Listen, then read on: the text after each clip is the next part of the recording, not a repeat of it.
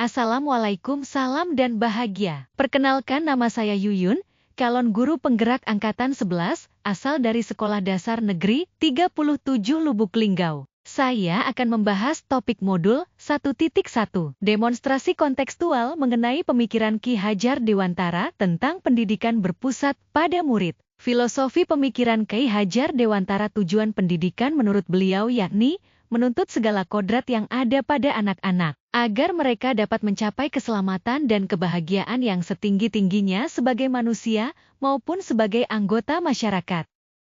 3 pokok dasar pemikiran Ki Hajar Dewantara. Ke-1, pembelajaran yang berorientasi berpihak pada murid. Proses pembelajaran yang mendorong dan mengembangkan keaktifan murid.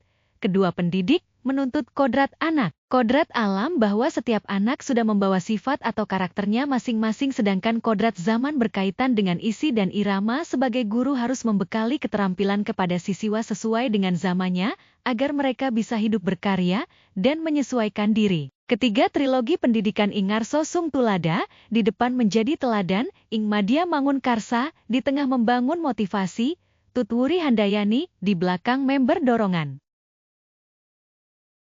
Alasan yang kontekstual mengenai penerapan ide gagasan sesuai dengan pemikiran Ki Hajar Dewantara. Ke-1, pembelajaran berpusat pada murid yang menekankan minat, kebutuhan dan kemampuan murid, menghadirkan model dan metode belajar yang menyenangkan.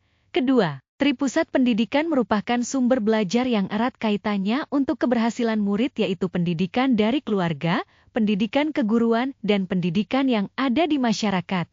Ketiga, pendidikan yang menuntun anak sesuai dengan kodratnya, baik kodrat alam yang berkaitan sifat dan bentuk lingkungan di mana murid itu berada, sedangkan kodrat zaman yaitu pendidikan yang menyesuaikan perkembangan saat ini. Pendidik itu ibarat padi yang melayani dan memelihara segala bentuk kebutuhan murid yang berbeda-beda. Dengan kesabaran, padi itu akan berhasil dan sukses di kemudian hari.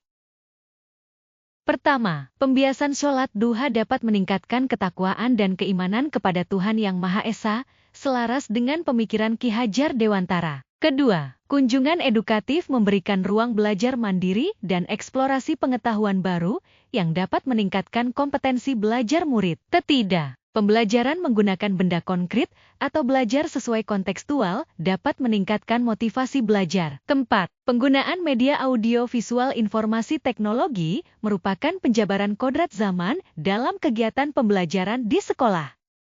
Tantangan dan solusi penerapan pemikiran KAD sesuai dengan konteks kelas dan sekolah. Tantangan. Ke-1, melaksanakan pembelajaran sesuai dengan kodrat alam dan kodrat zaman dan menjadi teladan, penyemangat dan pendorong untuk peserta didik.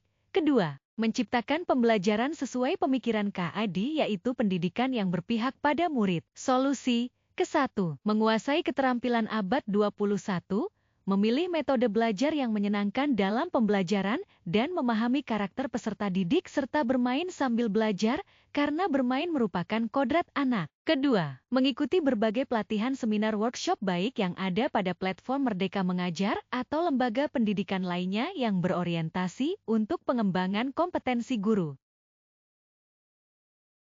Terima kasih.